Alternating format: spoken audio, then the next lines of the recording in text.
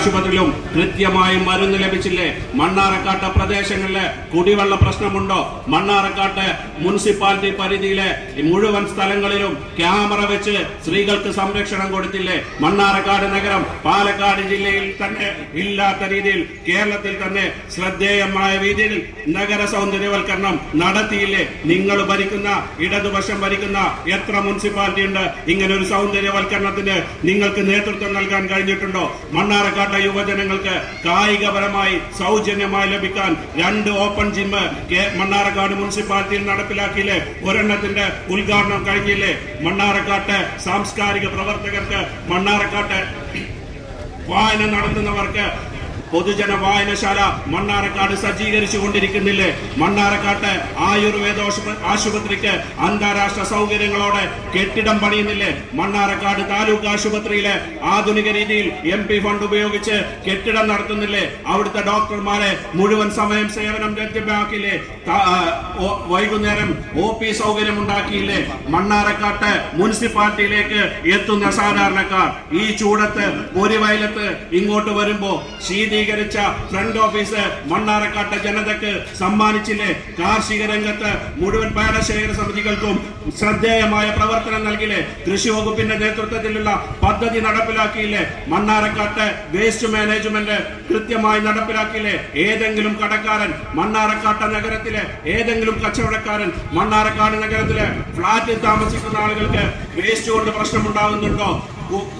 ഉറവിട സംഭരണത്തിൽ തന്നെ വേസ്റ്റ് മാനേജ്മെന്റ് കൊണ്ടുവന്നില്ലേ? ഇങ്ങനെ നിരവധിയായ പ്രവർത്തനങ്ങൾ, വിശക്കുന്നവന്റെ ഭക്ഷണം എത്തിച്ചു കൊടുക്കുന്ന പദ്ധതി മണ്ണാർക്കാട് നഗരസഭയുടെ നേതൃത്വത്തിൽ നടത്തില്ലേ? ഇങ്ങനെ നിരവധിയായ പദ്ധതി ആസൂത്രണം ചെയ്തുകൊണ്ട് ദീർഘവീക്ഷണത്തോടെ മണ്ണാർക്കാട് ചെറുകിട റോഡുകൾ വീതി കൂട്ടിയിട്ടും പ്രധാനപ്പെട്ട ഗ്രൗണ്ടുകളും മറ്റും നവീകരിച്ചുകൊണ്ടും കുട്ടികൾ ജനിച്ചതു മുതൽ മരിച്ച ആളുകൾക്ക് ക്രിമിറ്റോറിയം വരെ സജ്ജീകരിക്കാനുള്ള പ്ലാൻ ചെയ്ത മണ്ണാർക്കാട് നഗരസഭയ്ക്കെതിരെ അഴിമതി ആരോപണം നടത്തി ഇങ്ങോട്ട് വരുമ്പോ UDFന്റെ നേതാക്കന്മാർ വീട്ടിൽ അത്യാവശ്യം ഭക്ഷണം കഴിക്കാൻ പാരമ്പര്യമായുള്ള ആളുകൾ തന്നെയാണ്. ആരുടെ അടുത്തു നിന്നും 1 രൂപ കൈക്കൂലി വാങ്ങേണ്ട ഗതികേട് മണ്ണാർക്കാട് UDFന്റെ കൗൺസിലർമാർക്കും ചെയർമാനും ഒന്നുമില്ല. ഞങ്ങൾ ആരുമല്ല നിങ്ങൾ അഴിമതി നടത്തി എന്ന് പറഞ്ഞത്.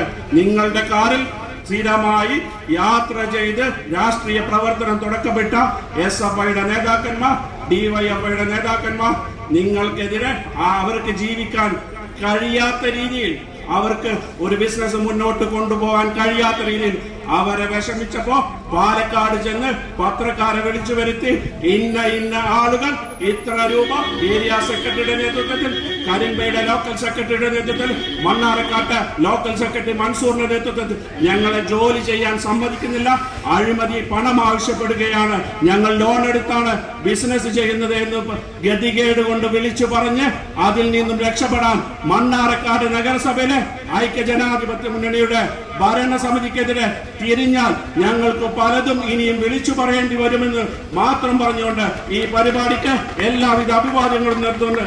ഞാൻ എന്റെ വാക്കുകൾ നിർത്തുന്നു. നന്ദി, നമസ്കാരം, ജയ് ഹിന്ദ്.